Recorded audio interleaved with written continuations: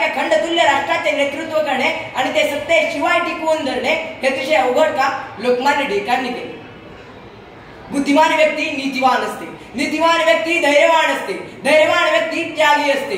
असे सर्व गुण खरोखरच एकाच व्यक्तीत असणे खरोखरच शक्य आहे का? या सर्व प्रश्नांची उत्तरे इतिहासाला विना अडखळता देण्यासाठी नियतीने काही माणसे जन्माला घातली आणि त्यातीलच एक म्हणजे लोकमान्य टिळक.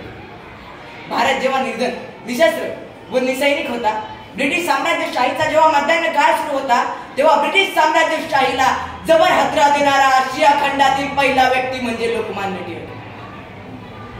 1897 मध्ये पुण्यात प्लेगची साथ पसरली.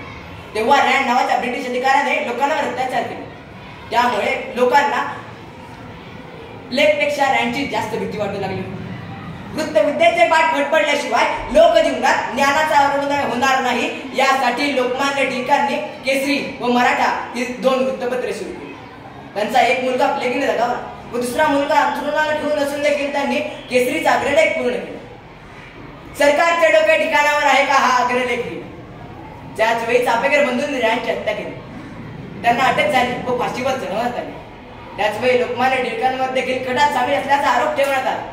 तेव्हा लोकमान्य टिळकांनी राज्य करणे म्हणजे सूड गवणे नव्हे हा अग्रलेख लिहिला. सरकारच्या या कृतीचा परिणाम मात्र उलटा झाला. लोकमान्य टिळकांना अधिकच लोकप्रियता मिळू लागली. लोकमान्य टिळक म्हणायचे, धार्मिक आणि वास्तविक जीवन वेगळे नाही. फक्त संन्यास घेणे हा जीवनाचा मुख्य हेतू नसावा. जीवनाचा मुख्य हेतू हा देशात राहून देशासाठी कार्य करणे हा आहे.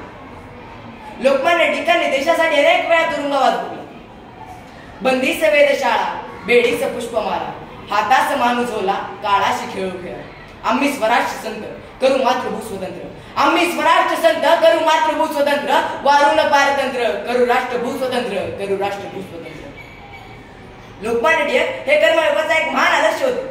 त्यांच्या लिखाणातून आपल्याला भारतीय संस्कृती विषयीची तळमळ दिसून येते. त्यांची निस्वार्थ देशसेवा वादातीत होती. लोकमान्य टिळकांविषयी गांधीजी म्हणतात, लोकमान्य टिळक हे जनतेचे आराध्य दैवत होते. ते देश सेवेसाठी जगले आणि देश सेवेसाठीच त्यांनी आपले संपूर्ण आयुष्य वेचले. पण खगोलशास्त्र, गणित, संस्कृत, राजकारण या सर्व विषयात मातब्बर असणारे हे व्यक्तिमत्व 1 ऑगस्ट 1920 रोजी काळाच्या पडद्याआड गेले. भारताचा तेजस्वी सूर्य मावळ त्यांच्याविषयी मी म्हणेन, तव स्मरण सतत स्फुरणदायी आम्हा घडो, तव स्मरण सतत स्फुरणदायी आम्हा घडो, त्वदीय गुणकीर्तन ध्वनी सर्वम्य करणे. स्वदेश हित चिंतना विना तुझी कथा ना आवडो, स्वदेश हित चिंतना विना तुझी कथा ना आवडो, तुझ्या समची आमचे तनु ही देशकारी पडो, देशकारी पडो. धन्यवाद.